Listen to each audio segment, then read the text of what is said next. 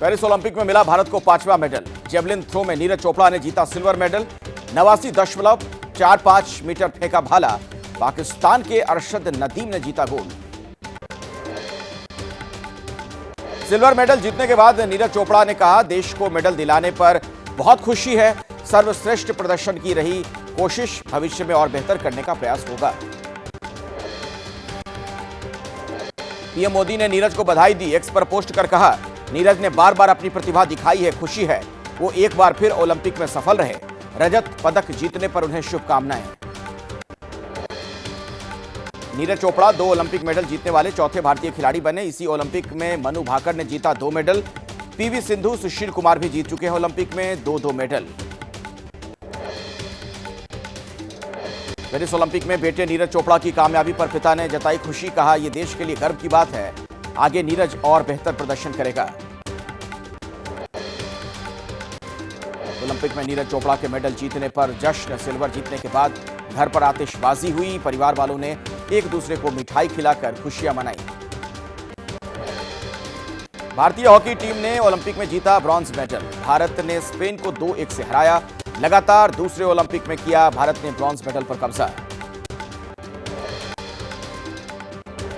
भारतीय टीम के कप्तान हरमनप्रीत सिंह रहे जीत के हीरो। स्पेन के खिलाफ किए दोनों गोल। टूर्नामेंट में हरमनप्रीत के दागे हैं सबसे ज्यादा 10 गोल। ओलंपिक में ब्रॉन्ज मेडल जीतने के बाद कप्तान हरमनप्रीत ने कहा, हॉकी को करें ज्यादा से ज्यादा सपोर्ट। टीम का वादा, अगले ओलंपिक में बदलेंगे मेडल का रंग। हॉकी टीम को प्रधानमंत्री नरेंद्र मोदी ने बधाई दी। एक्स पर प्रधानमंत्री ने लिखा, यह ऐसी उपलब्धि है जिसे आने वाली पीढ़ियां याद रखेंगी। पीएम ने फोन पर भी विजेताओं से बात की। ब्रॉन्ज मेडल हासिल कर भारतीय हॉकी टीम ने ओलंपिक में 13वां मेडल जीत लिया है। भारत ने ओलंपिक में अब तक रिकॉर्ड 8 गोल्ड, 1 सिल्वर और 4 ब्रॉन्ज मेडल जीते हैं। गोलकीपर पीआर श्रीजेश जीत के बाद गोल पोस्ट पर चढ़े। पूरी टीम ने हॉकी उठाकर श्रीजेश को दिया सम्मान। श्रीजेश का था यह आखिरी ओलंपिक मैच।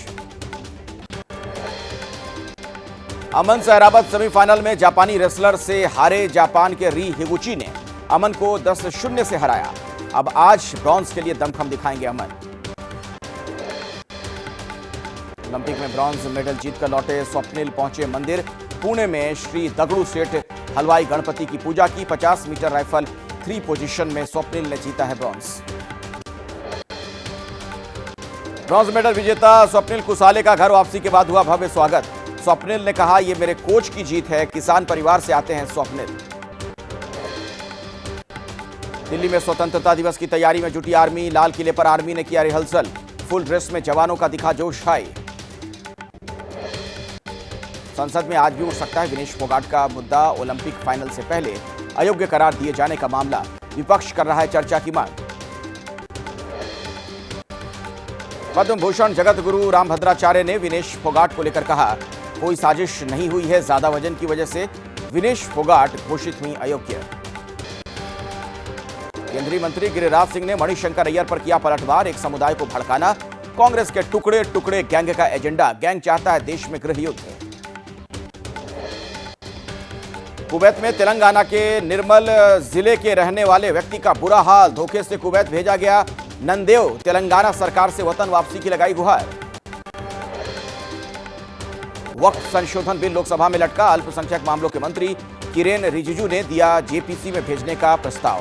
विपक्ष बिल का विरोध कर रहा है। वक्फ बिल को लेकर जेडीयू में भारी गतिरोध। पार्टी के मुस्लिम नेताओं ने जताया विरोध। गुलाम गौस ने कहा, मौजूदा केंद्र सरकार से मुस्लिम समाज आशंकित। वक्फ बिल पर मायावती ने दी सरकार को नसीहत। एक्स पोस्ट पर कहा, सरकार राष्ट्र धर्म निभाए, जल्दबाजी ना करे तो बेहतर। बिल को लोकसभा की स्थायी समिति को भेजना सही कदम। स्वास्थ्य बीमा के प्रीमियम पर लगने वाले जीएसटी को हटाने की मांग। वित्त मंत्री निर्मला सीतारमण का विपक्ष को जवाब। संसद नहीं सिर्फ जीएसटी काउंसिल कर सकती है फैसला। केंद्रीय गृह मंत्री अमित शाह ने लोगों से की अपील, आज से 15 अगस्त तक अपने घर पर फहराएं तिरंगा। एक्स पोस्ट पर कहा, हमारा राष्ट्रीय ध्वज तिरंगा त्याग, निष्ठा और शांति का प्रतीक।